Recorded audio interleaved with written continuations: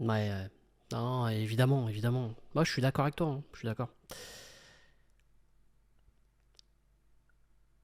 Ça va être une vidéo à problème, ça. Et salam le monde, c'est Hakim Babossi, j'espère que vous allez bien, les amis. On se retrouve pour une vidéo un peu spéciale, puisque, bah voilà, on profite un peu de ce temps mort entre deux saisons, pour réaliser une vidéo et vous proposer mon 11 de légende du Maroc. Alors, je vais bien dire en amont, avant même là que tu te projettes et que tu, voilà, et tu partes en débat avec moi-même, voilà, où tu vas dire non, je suis pas d'accord, pourquoi t'as mis lui. Les gars, ce 11 de légende n'a pas à avoir de débat. C'est-à-dire que c'est mon 11 de légende. Je vais mettre des joueurs, les amis, qui pour moi m'ont procuré des émotions sous les couleurs du Maroc, qui m'ont provoqué naturellement certains souvenirs. Je vais pas mettre forcément les meilleurs joueurs, forcément, voilà, pour moi, et encore une fois, pour moi, les amis, je vais mettre des joueurs qui, pour moi, m'ont procuré des émotions. Évidemment, qui, sous les couleurs du Maroc, ont réalisé de grandes choses, que ce soit aussi par les stats. Voilà, je sais, il y a des joueurs, les gars, je vais pas mettre des joueurs que j'ai jamais vu jouer, et je vais dire un tel est meilleur, un tel est meilleur. C'est vrai que ce 11 de légende et quelque part, voilà, va rassembler une certaine génération. Si le Padré faisait ce 11 de légende, il serait totalement différent du mien, ce qui serait normal, les gars. Mais voilà, il y a évidemment, il y a des joueurs, peut-être que pour certains, vous n'allez pas comprendre pourquoi moi je le mets dans ce 11 de légende. Et il y en a d'autres, peut-être vous allez dire, ah oui, oui, carrément, je suis d'accord avec toi. Les gars, pour moi, il n'y a pas de débat à avoir dans ce 11 de légende. Je vais dire pourquoi je mets un tel et un tel. Et pour moi, encore une fois, les gars, ce sont des joueurs qui m'ont provoqué des souvenirs, qui m'ont fait aimer tout simplement le Maroc, les gars, qui m'ont fait aimer l'équipe nationale, et des joueurs pour qui, voilà, tout simplement, j'ai grave kiffé regarder les matchs. Donc il n'y a même pas de débat à avoir, les amis. Il y a pas de débat. Il n'y a pas de débat. Voilà, je préfère le dire. Bref, en tout cas, n'hésitez pas, comme d'habitude, à lâcher un maximum de likes et surtout à vous abonner en activant cette fucking cloche. Super, super important. Et vous me dites en commentaire, évidemment. Voilà, bah vous me proposez votre 11 de légende à vous. Voilà, et surtout, dites-moi même avant que vous proposez votre 11 de légende, vous me dites votre âge. Comme ça, c'est très important de voir un peu. Voilà, il y a toujours cette question de génération. Hein, parce que avant même que je vous propose ce 11, les gars, voilà, je peux vous donner cet exemple où moi, quand j'ai grandi avec voilà, cette génération Messi CR7, et quand j'en parlais et que je disais que c'était les meilleurs joueurs du monde, les meilleurs joueurs de l'histoire, t'avais le padré qui me donnait une claque dans la tête qui dit hey, on respecte Maradona, on respecte Cruyff. Voilà, chacun sa génération, les gars. Chacun sa génération. Donc c'est pour ça que pour moi c'est toujours très compliqué voilà, entre guillemets ce genre de débat. Mais pour moi là c'est vraiment une vidéo qui n'est pas à débat. C'est juste je vous propose mon 11 de légende. Voilà, t'aimes pas. Bref, c'est comme ça, c'est la vie, tu vois. Après, c'est les goûts et les couleurs.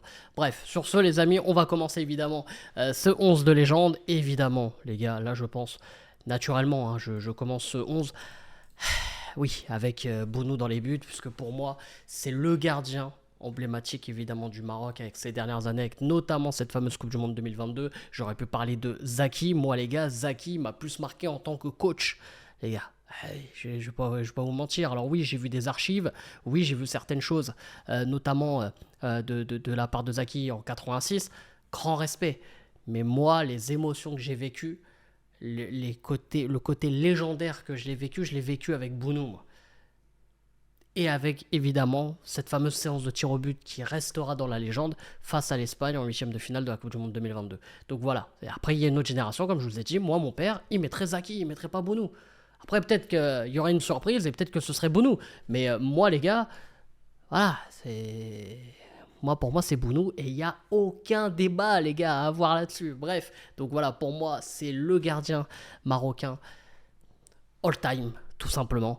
Voilà, exceptionnel, même ce qu'il fait encore à l'heure actuelle, même avec son club de Al-Hilal. Voilà, franchement, pour moi, les gars, il est exceptionnel, ce gardien. Il est exceptionnel, il est légendaire, il est incroyable. Bref, il y a même pas de mots pour le définir. Ensuite, évidemment, en tant que latéral droit, je suis obligé de nommer Hakimi, les gars. Hakimi, futur ballon d'or, on sait. J'ai même pas besoin de parler, les gars. Hakimi. Qui tu veux mettre d'autre en tant que latéral droit?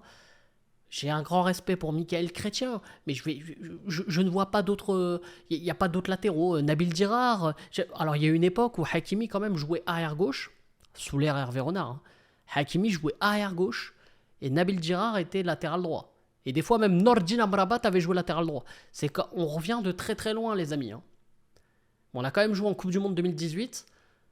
Je sais plus c'est quel match, hein, les gars. Il y a un des matchs de poule. Vous pouvez aller vérifier, les gars. Nordin Amrabat arrière droit. Hakimi arrière gauche. Mais bref, tout ça pour dire les gars que Achraf Hakimi évidemment est le latéral droit all-time du Maroc les gars. Voilà, c'est la légende. En espérant évidemment voilà, qu'il continue, Inch'Allah, il a que 26 ans. Le mec il va continuer à nous surprendre et évidemment à nous donner énormément d'émotions et de plaisir avec notamment le maillot de l'équipe nationale du Maroc. En défense centrale les gars, j'ai pensé évidemment à Neybet. Alors moi, j'étais tout petit, j'ai vu une fin de carrière de Neybet. Mais pour ceux qui ne le connaissent pas, Neybet, les gars, pour moi, en termes de carrière, c'est juste exceptionnel. Le mec a remporté la Liga avec le Deportivo La Corogne en 2000. Il y en a, les gars, je crois, vous vous rendez pas compte de l'exploit. Quand tu gagnes la Liga, où évidemment c'était à peu près déjà la même Liga que maintenant, qui était dominée par le Barça, par le Real. Bon, l'Atlético un peu moins, on va dire c'était Valence à l'époque aussi qui pouvait de temps en temps tenir tête. Le Deportivo La Corogne, c'était impossible de se dire que ces mecs-là pouvaient remporter la Liga. Il a remporté la Liga avec le Deportivo La Corogne en 2000 et évidemment ça a été pour moi l'un des meilleurs défenseurs dans les années 90, voire le meilleur évidemment, et c'était un capitaine emblématique. Malheureusement, là où on a été dégoûté, c'était évidemment, on n'était pas passé loin aussi de la qualification pour la Coupe du Monde 2002. Voilà, il y a eu un peu de frustration, je pense, par rapport à ça, mais les gars, honnêtement, Neybet, voilà, c'est un joueur que j'ai très peu vu jouer. En fin de carrière, il est parti du côté de Tottenham. Bon, ça avait un peu moins marché en Angleterre. Mais vous allez voir des supporters, des anciens supporters de Deportivo La Corogne. Vous dites défenseurs marocains, ils deviennent fous. Ils vont te parler de Neybet pendant des heures. Les gars, je vous jure, je crois, en fait, on s'en rend pas compte. On s'en rend pas compte parce que, évidemment, on n'est pas de cette génération-là. Mais moi, on me parlait que de Neybet. Moi, entre guillemets, mes cousins qui étaient plus grands que moi, c'était Neybet.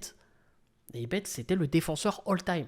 Donc moi, c'est pour ça que je le mets dans mon 11 de légende. Alors oui, je l'ai très peu vu jouer, comme j'ai dit en intro, mais il m'a marqué par sa légende, par le fait que énormément de gens en parlent, par le fait que c'était une référence à chaque fois quand tu voyais dans les joueurs les plus sélectionnés, tout ça. Voilà, t'avais toujours Neybet qui ressortait. Et tout le monde à chaque fois sortait la référence de voilà, on te sortait un joueur, même quand il y a eu Benassia, on disait Benassia, c'était le nouveau Neybet. On te sortait des références comme ça. Donc ça te prouve que la légende a traversé plusieurs générations. Donc c'est pour ça que pour moi, je me sentais obligé de le mettre quand même dans cette équipe, même si je l'ai très peu vu jouer, je l'avais vu qu'en fin de carrière. Donc voilà. Donc encore une fois, les gars, c'est une question de génération. Évidemment, moi, je le mets... Je mets qui à ses côtés? Je mets Romain Saïs, les gars. Je mets Romain Saïs parce que ce qu'a fait Romain Saïs à la Coupe du Monde 2022, j'oublierai jamais. Cette Coupe du Monde 2022, qu'il a su jouer sur une jambe et il est parti à la guerre en fait. Il est parti à la guerre. Et juste pour ça, pour moi, ça marque sa légende. Alors oui, j'aurais pu mettre Benassia, qui a marqué aussi le Maroc, qui notamment a fait qualifier aussi le Maroc à la Coupe du Monde 2018, on s'en rappelle, avec son but emblématique contre la Côte d'Ivoire. J'aurais pu le mettre, il méritait aussi. Mais Romain Saïs, je sais, encore une fois, c'est une émotion différente, ça m'a plus touché. Voilà, Après, c'est la Coupe du Monde 2022 aussi. Je pense qu'on n'est pas objectif parce qu'on parle de cette Coupe du Monde 2022. Mais cette Coupe du Monde 2022, les gars, rentrera dans la légende, quoi qu'il arrive. Donc, tu es obligé de mettre des joueurs de cette Coupe du Monde 2022. Et pour moi, un Romain Saïs représente cette Coupe du Monde 2022. Le mec n'a rien lâché. Il s'est battu jusqu'au bout, même s'il ne devait pas jouer, encore une fois, cette demi-finale face à l'équipe de France. Mais il ne voulait pas lâcher ses potes. Il voulait aller jusqu'au bout. Il a été sur une jambe. Bref, mais il a été exceptionnel. Son match contre l'Espagne, son match contre le Portugal, où il termine réellement aussi sur une jambe, la phase de poule, il a été intraitable. Et évidemment, ses plus belles années du côté en club de Wolverhampton, exceptionnel aussi. Quelque part, à Wolverhampton, on en parle encore de Romain Saïs. Pour moi, Romain Saïs, les gars, vraiment, Gros respect, gros respect. Donc je me sentais aussi obligé de le mettre dans cette équipe de légende, bien sûr, et du coup aux côtés de Neybet. Latéral gauche, les gars. Alors, latéral gauche, on va être honnête. Hein. On va être honnête 2 minutes, les gars. Latéral gauche, alors j'ai mis Mazraoui. J'ai mis Mazraoui latéral gauche, pourquoi? Bah, c'est le poste, les gars, où il n'y a pas eu de... Tu vois, à travers les différentes générations, il n'y a pas eu un joueur vraiment qui est sorti du lot. Vraiment, tu vois, comme... quand là, on parle voilà, de Bounou, on aurait pu parler de Zaki, comme je vous ai dit. Il y a des joueurs, tu vois, selon les postes, où tu peux en citer quelques-uns. Latéral gauche, c'est plus compliqué. Donc je mettrais Mazraoui, pourquoi? Un peu par défaut, parce qu'il a déjà joué un peu à ce poste-là récemment, encore sous Walid Regragui, ou même sous Vaïd, même si ça n'avait pas trop duré. Mais Mazraoui, pour moi, est un joueur qui, malheureusement, et c'est réel ce que je vais vous dire, et c'est arrivé à tellement de joueurs, Mazraoui sera toujours dans l'ombre de Hakimi. Mazraoui, il est exceptionnel, il est incroyable, le joueur, l'homme. Voilà, ses performances encore une fois là, cette saison du côté de Manchester United. Je le répète hein, dans les vidéos, les lives, tout ça, je le dis en boucle, mais c'est un joueur exceptionnel. Mais Hakimi, malheureusement, lui fait de l'ombre. Et le truc, c'est qu'on a 2 arrière droits qui, pour moi, sont dans le top 10 du monde. Du monde, les 2. Moi, je te mets les 2 dans le top 10 mondial, tu vois. Et malheureusement, il y en a un qui ne peut pas jouer à son poste. Et en fait, Mazraoui, pour moi, mérite d'être dans les légendes aussi, tu vois. Sur ce côté, entre guillemets, un peu sacrifice. Parce que voilà, il va jouer sur le côté gauche, ou alors il peut être remplaçant, enfin, il est un peu dans l'ombre. C'est comme s'il y en a qui ont un peu la référence pour les plus anciens, mais si Zidane n'avait pas existé, bah la star, le grand numéro 10 aurait été Yohan Mikou. Pour ceux qui se rappellent de ce joueur-là, qui était exceptionnel, qui a eu une carrière parallèlement pratiquement identique à Zinedine Zidane, notamment quand ils évoluaient à Bordeaux, voilà, un peu en équipe de France et tout. Mais malheureusement, Zidane a mis toute la lumière sur lui, et Mikou a dû vivre dans l'ombre, tu vois. Et là, moi, en fait, j'ai peur que Mazraoui ce soit un peu pareil, surtout au poste de latéral droit. Donc j'ai envie de le récompenser, entre guillemets, en le mettant à gauche, et je le trouve quand même légendaire parce que c'est un joueur exceptionnel, et on a de la chance d'avoir 2 arrière droits aussi bons l'un que l'autre. Donc voilà les gars, c'est pour ça je justifie un peu le fait que Mazraoui soit dans ce 11 de légende au poste de latéral gauche. Ensuite, devant la défense les gars, je mets Sofiane Amrabat. Le Sofiane Amrabat de la version, évidemment, version Coupe du Monde 2022. Personne n'était prêt les mecs, personne n'était prêt, c'était trop. Moi ce qui me marque, c'est évidemment ce fameux retour contre Kylian Mbappé. On ne saura jamais s'il y avait vraiment faute ou pas, parce que oui, il y avait l'intensité, oui, il y avait la grosse charge, mais quelque part, il prend le ballon et Mbappé en rajoute beaucoup. Bref, on ne saura jamais et on préfère ne pas savoir. C'est juste cette course de malade de Amrabat. Amrabat qui a joué blessé, qui avait des problèmes de dos durant toute la compétition. Il a été incroyable. T'avais l'impression qu'il y avait 4 Amrabat sur le terrain, il était partout. Un volume de jeu exceptionnel. Évidemment, c'était son prime. Voilà, c'était cette Coupe du Monde-là, c'était son prime. On le retrouvera jamais à ce niveau-là, malheureusement, si on parle encore de lui au présent. Mais il faut dire, moi, il a été légendaire. Et c'est pour ça, c'est même logique que je le mets dans mon 11 de légende. Il m'a trauma. Il m'a trauma. Les gars, il m'a trauma. Moi, il y a eu N'Golo Kanté à l'époque. Encore plus loin, Makelele, Vieira. Abou Diaby aussi, une courte période. Malheureusement, à cause de ses blessures, ça n'a pas duré. Mais après, moi, je te parle de Sofiane Amrabat. Hein. Là, je vous parle des numéros 6, 6-8, entre guillemets. Moi, c'est ces mecs-là qui m'ont trauma. Hein. Et Sofiane Amrabat, je suis obligé d'en parler, les gars. Il m'a trauma. Donc, je suis obligé de le mettre, évidemment, voilà, devant la défense. Donc, c'est vrai que je n'ai pas précisé, mais on part sur un 4-3-3, les gars. Et donc, du coup, on continue au milieu de terrain, un peu plus haut, en milieu relayeur. Boussoufa, les gars, qui, pour moi, voilà, Boussoufa, c'était un peu notre Iniesta Xavi marocain. Boussoufa, alors, techniquement, il a pas eu de chance parce que il a été dans la grande période de disette où il n'y a pas eu de Coupe du Monde, où il n'y a rien eu en fait, il n'y avait rien à manger. Il s'est qualifié pour la Coupe du Monde 2018, il a voilà, il a participé à la Coupe du Monde 2018, c'était un peu sa récompense en fin de carrière, même si derrière il dispute, si je dis pas de bêtises, la CAN 2019, et après je crois qu'il s'arrête là-dessus, d'ailleurs ben, il marque contre l'Afrique du Sud en poule dans la CAN 2019. Boussoufa, ça se voit que c'est un mec qui... Voilà, je dis pas que les autres, c'est pas le cas, hein, mais ce mec-là, tu peux pas dire qu'il a pas mouillé le maillot. C'est un truc de fou, moi, Boussoufa, comme je vous ai dit, dans cette période de disette, il m'a marqué. J'ai eu des émotions parce que tu voyais sur sa tête que, en fait, il avait tout donné, le mec. Tu vois, moi, quand je parle de Boussoufa, je peux parler aussi de Belanda, tu vois, euh, Fajer aussi, tu vois, tous ces joueurs-là qui ont fait partie de cette génération où il n'y a pas eu grand-chose à manger. C'était des bons petits joueurs, tu vois, mais il n'y avait rien. Il y avait Walou, El Ahmadi aussi, tu vois, moi, ça me fait penser à tous ces joueurs-là. Et Boussoufa, mais il te sortait des masterclass quand même avec rien, tu vois. Et si Boussoufa était dans l'équipe qu'on a maintenant, dans cette génération de maintenant, mais les gars, là on serait pas en train de débattre de hey, Ounahi il joue. Les gars, on aurait un patron au milieu. On aurait un patron, on parlerait même pas. On parlerait même pas. Parce que pareil, il y en a, je crois, vous savez pas qui c'est Boussoufa, les mecs. Je crois, vous savez pas qui c'est. Boussoufa, c'était quelqu'un, les gars. Alors oui, on en a un peu rigolé avec la Kings League, tout ça, mais ça, c'est des bêtises. Puis le mec, voilà, quand même, il a arrêté sa carrière depuis un petit moment maintenant. Mais Boussoufa, les gars, c'est... Et pour moi, mon petit regret concernant Boussoufa, c'est même sa carrière en club. Il aurait pu mériter mieux que, voilà, Anderlecht. J'aurais bien voulu le voir, voilà, il était parti même à Makachkala, je crois, en Russie. J'aurais bien voulu le voir quand même dans un top club. Voilà, c'est sans manquer de respect évidemment au club que j'ai cité, mais j'aurais bien voulu le voir ailleurs. Mais bon, bref, de toute façon, on saura jamais. Mais moi, pour moi, voilà, il m'a marqué. Je le mets dans mon 11 de légende parce que il m'a quand même fait procurer des émotions dans une période où c'était plus que compliqué. Ensuite, évidemment, je suis obligé de citer Mustapha Hadji, évidemment, qui a marqué la légende pour moi de la Coupe du Monde de 98.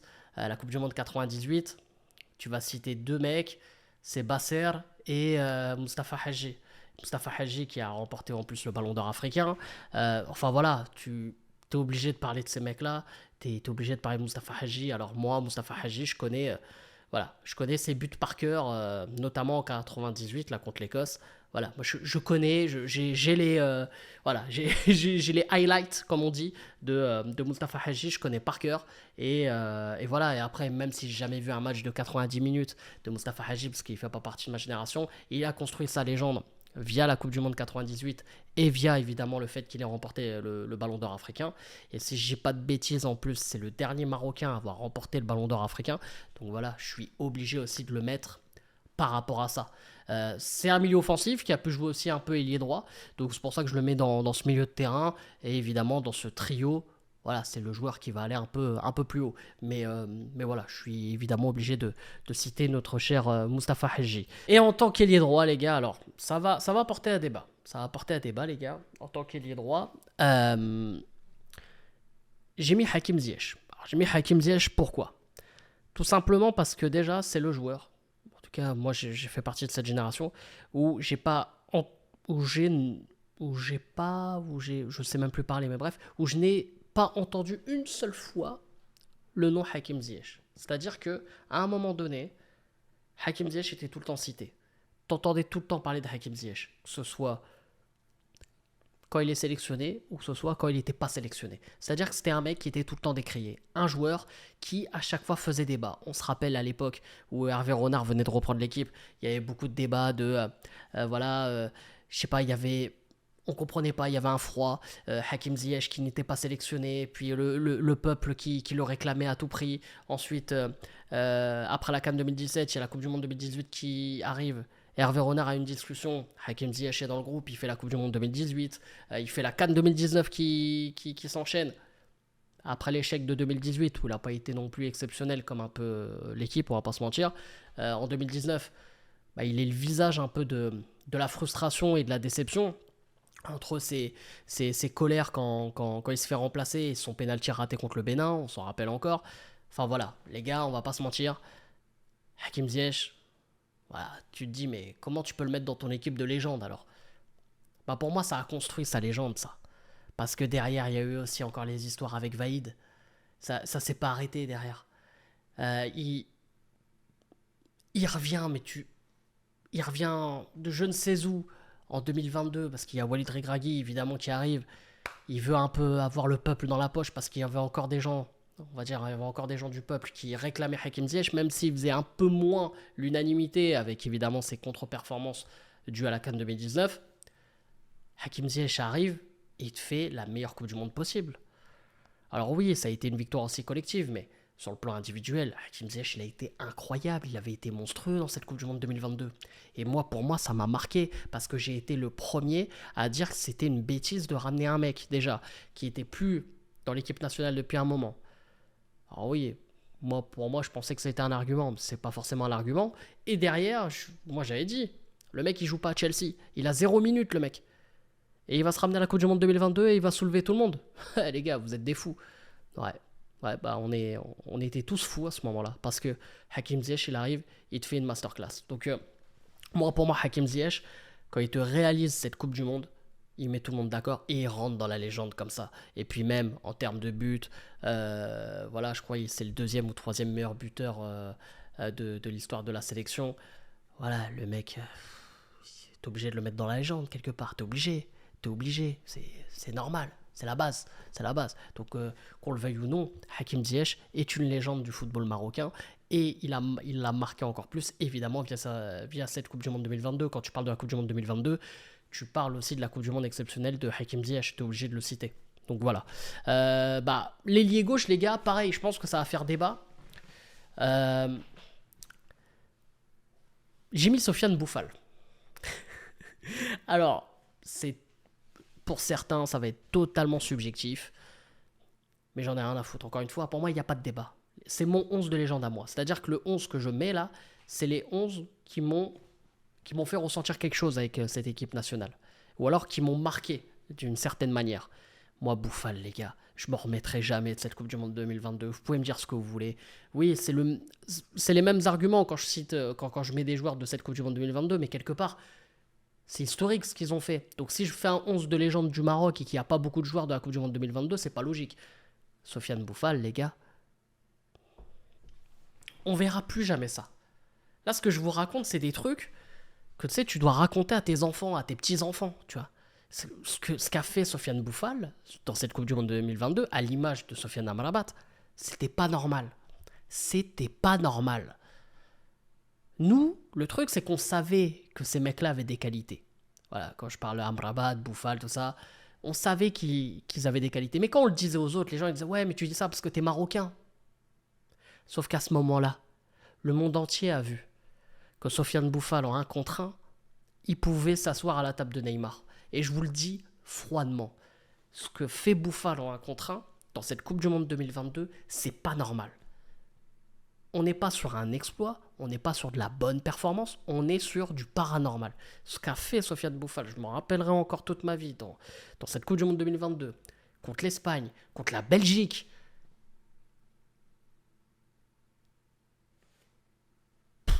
Qu'est-ce que tu veux que je te dise? Mais va voir les compilations, va voir les highlights. Mais c'était pas humain. C'était pas humain. Et je peux même vous dire un autre truc. C'était tellement pas normal qu'on est en 2025 et il y a des gens. Et là, moi j'arrive quand même à être objectif par rapport à ça. Il y a des gens qui vont encore te parler de Bouffal en mode pourquoi on le reprend pas? C'est que c'était pas normal ce qui s'est passé en 2022 pour qu'il y ait des mecs maintenant qui te disent mais venez on reteste Bouffal. Ça veut dire que quand même, le mec a marqué de sa légende, tu vois. Même s'il faut être honnête, on n'aura plus du tout ce Bouffal. Ce Bouffal-là, ça y est, il est parti, il est passé. Et puis, on parle beaucoup de la Coupe du Monde 2022, mais la CAN 2021 qui fait juste avant, c'est le meilleur joueur de la CAN 2021. Hein. Déjà, il met les pénaltys, il les rate pas. Parce que nous et les pénaltys, c'est une longue histoire hein, au Maroc, hein, vous savez. Mais Bouffal, il est exceptionnel. Qu'est-ce que vous voulez que je vous dise de plus? Bouffal, il est incroyable. Il n'y a même pas de débat. Moi, ailier gauche, on me parle d'un ailier gauche, j'ai que Bouffal en tête au Maroc. Vous voulez me parler de qui? Moi, je connais personne d'autre, les mecs. Hein. Non, c'est trop. Bouffal, c'est trop. C'est trop, c'est trop. Bref, et donc du coup les gars, je voulais terminer avec le numéro 9. Alors oui, j'aurais pu mettre aussi En-Nesyri. Bah là, ça aurait fait vraiment l'équipe de la Coupe du Monde 2022, parce que c'est vrai que En-Nesyri a beaucoup marqué via cette Coupe du Monde 2022, par sa légende, etc. J'aurais pu parler de Basser aussi, qui, via la Coupe du Monde 98 aussi, qui a été légendaire quelque part. J'aurais pu parler de Marwan Chamakh, qui malheureusement a été dans cette période de disette, mais c'était un peu notre seul rayon de soleil quasiment. Et voilà, il s'était révélé lors de cette CAN 2004. Mais je vais parler voilà, de cet homme, de Ahmed Faras, qui nous a quitté il y a encore il y a quelques semaines, à Rahmo, voilà, qui a été légendaire aussi, meilleur buteur de l'histoire du Maroc. Voilà, évidemment, je vais pas faire le puriste en disant voilà, j'ai vu ce qu'il a fait. Non, j'ai vu aucun match de Monsieur Fares. Je n'ai vu aucun match. Lui qui a joué du côté notamment de Mohamedia au Maroc, donc en Botola, qui est la légende de là-bas. Voilà, il a marqué, mine de rien, le football africain, le football marocain, et surtout les mecs. Là, dans le 11 de légende, c'est le seul mec qui a ramené un trophée au Maroc. Et oui, lui qui a gagné la CAN 76, alors oui, voilà, je le dis souvent, la CAN 76 quand même, et voilà, il n'y avait que 8 nations, c'était encore autre chose, c'était un autre délire. Mais ça reste un trophée, c'est lui qui a ramené ce trophée. Donc je me sentais un peu obligé, sur le côté légende, le côté légendaire, de mettre un mec qui a ramené un trophée, qui est le seul trophée de l'histoire du Maroc quelque part. Et en plus de ça, c'est le meilleur buteur de l'histoire du Maroc. Donc c'était pour moi logique de le mettre voilà, dans ce 11 de légende, mon 11 de légende à moi. Et voilà, donc les gars, voici mon 11 de légende du Maroc. Comme je vous ai dit en intro, c'est le 11 qui pour moi, voilà, individuellement, je vous l'ai dit, j'ai donné mes arguments, qui m'ont procuré le plus d'émotions, qui m'ont marqué quelque part. Que ce soit parce que j'ai vu sur le terrain, parce que j'ai entendu, par les statistiques, par le palmarès, bref. Voilà, ça c'est mon 11 à moi. Mais je ne dis pas que c'est le 11 légendaire du Maroc, de toute l'histoire du Maroc, de je ne sais quoi. Non. Chaque génération a son 11 de légende, chaque personne a son 11 de légende. Chacun a son délire. Bref, j'espère qu'en tout cas, vous l'aurez très bien compris. Sur ce, les amis, n'hésitez pas à lâcher un maximum de likes et à vous abonner en activant cette fucking cloche. Et surtout, vous me dites en commentaire tout ce que vous avez pensé. Surtout, donnez-moi votre 11 de légende. Sur ce, c'était Hakim Pas Possible. Je vous aime, je vous laisse. Et bien sûr, les frérots, Djima Maghreb, ici c'est Paris. Hakimi Ballon d'Or. Et allez le foot, hein.